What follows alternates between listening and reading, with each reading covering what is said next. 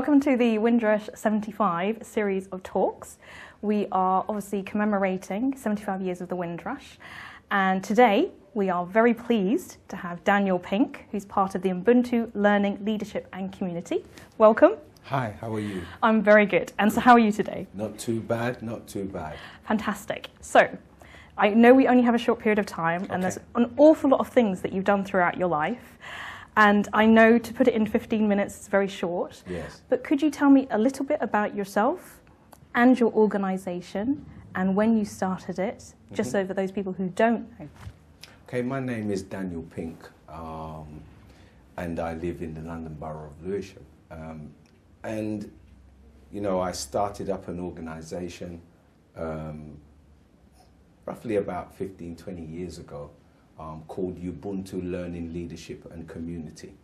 And the reason why we started that up was because in the borough in which I come from, I did youth work within my borough.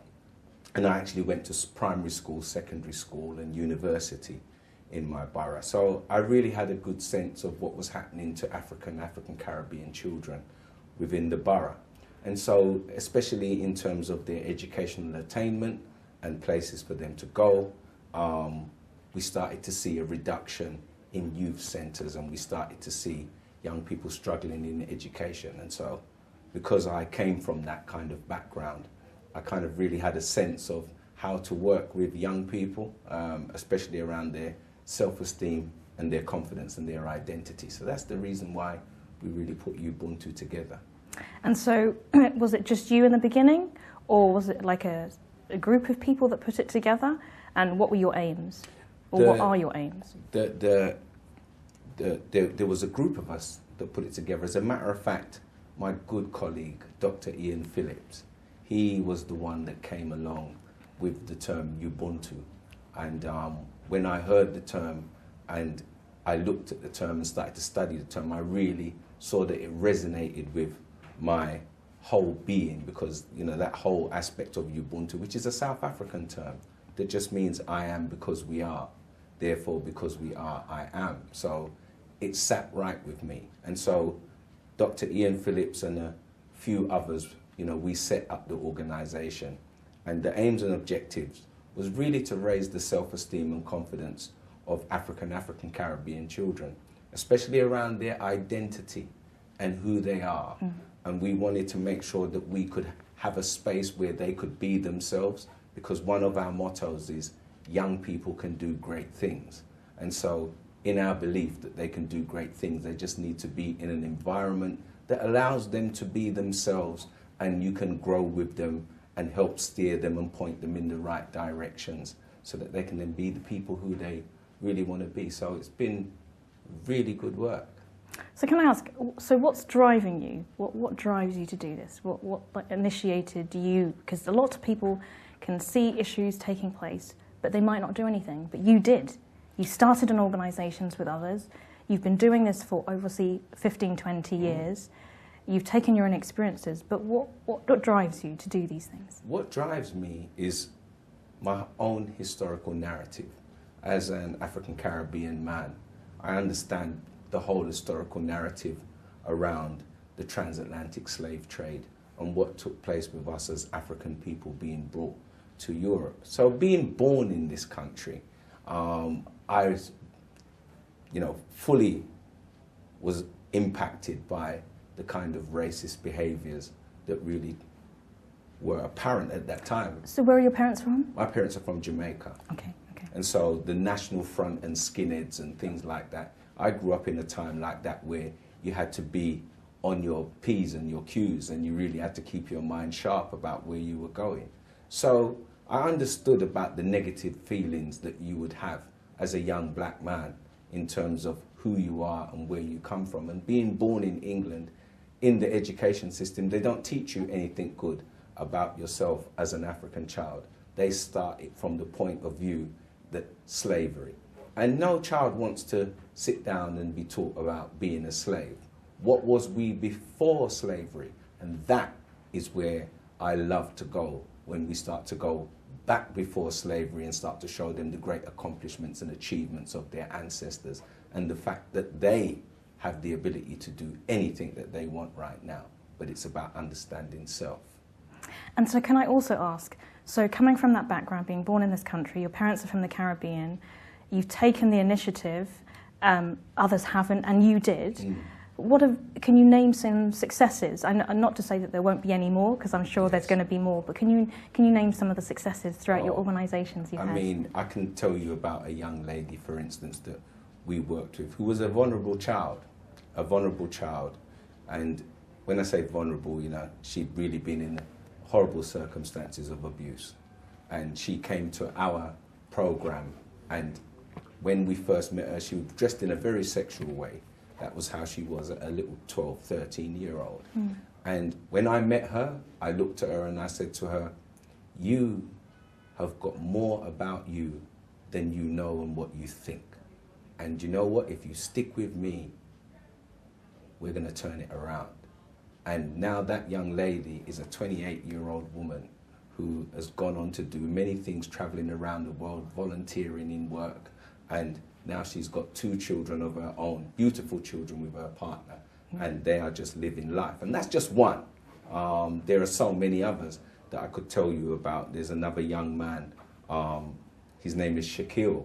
Very young man, worked with him when he was probably about 10, 11. Shaquille is about 29 now. But he went on to go and study robotics and phoned me up about 11 o'clock in the night to tell me that he had got a distinction in robotics. And so, you know, I was really pleased that that's what he's done. So there are so many different, I could tell you about another group of them. You know, they've set up themselves as a sound system and call themselves Fresh Meds Family. And they've just celebrated 10 years as playing sound system all over this country. And so they're still out there, and they still come back and they still contribute to the work that we're doing with other young people now. And so that's what I'm pleased about. And the fact that in Ubuntu of itself, working with young people, we have a young man by the name of Callum, and he came up underneath us at the age of 13, and he is now one of the directors of Ubuntu, and he directs the young people and actually directs me too. Can I just say, that's actually really beautiful, because I know there is a history where lots of people were running organisations and they didn't have a legacy strategy. So obviously when the leadership is getting older, there wasn't anybody coming up. So that's really amazing that your organisation is having that in your consciousness to do that. Can I also, so when you started, did you imagine of all the things that you were hoping for with the organisation have happened, or is there still things that you'd like to see achieved? There are many more things that needs to be achieved and done. And the fact that we have a young man who is now the director of the young people actually gives me the opportunity to start thinking in different ways. So, you know, we can start looking towards Africa and those kind of places where we want to do international educational trips, where we can then bring children to the Gambia, we can bring them to Ghana, because I have the links to those kind of places. So that's where it's freeing me up to do a lot more things. You're an incredible person to be able to have done all these things throughout these years, and you kind of remained in the background. Why? What, do you prefer to remain in the background, or like why is that? Or are you just doing the work? I think it's doing the work, being in the background. I'm not the greatest person that likes to be up front. If I have to be, I will, but it's not something I like. I like to kind of be in the background and observe what's going on and look at what needs to be done. So I'm really that kind of way inclined. It's good that you're here today, though, because people do need to make sure that people know who's done what and where and how. So also, I know that you're also part of the Black Parents... Yes, the National Black Parents Association UK. And so what is your role in that? My role in there is that, you know, I'm one of those people that can work with grassroots organisations, my skill around mentoring, mental health and well-being. Those are the places, those are the things that I do, and that's the roles that I play within the organisation. So, you know, I'm happy to be part of that family, trying to bring the community together on a free online platform where they can actually, you know, get in contact with different various professionals. And at the end of every month on a Thursday, the last Thursday of every month, you know, there are different workshops that are actually going on that parents can attend, and it empowers them, and it's free. And so that, for me, is what's beautiful about being part of the National Black Parents Association. And again, what are your hopes for that organisation? Because obviously you're part of Ubuntu, and you're also part of this. Like, so do you see them working intertwined, or how do you see that working? Well, they intertwine in many different ways, because part of it is that it's about building relationships, and building relationships, supporting and encouraging and empowering and promoting other people's organisations that you've had years of growing up around, years of relationship building with them. And so what you really then do, you know who you're working with, and you know with the networks that you have that you can signpost parents and children to different various organisations. So I just think, I just want it to get bigger and bigger, because the more bigger it gets and the more people that sign on to the National Black Parents Association UK, is the more we can carry more clout. Numbers count when you really want to move things. Numbers count. And so I would really encourage people to sign up. And so how have you got the work-life balance? So does your family get involved? Is it just you? Because I know there's a lot of people, they're kind of like a lone soldier in their family sometimes. So how does that work? Well, I'm not a lone soldier in that sense. I have beautiful people who keep me balanced and keep me grounded. And that's why I love the work that I do, because I have good people who really are out to see the best, not only for me, but for the community as well. And so that's why I like Ubuntu. And out of Ubuntu, we have what we call Coffee Saturday.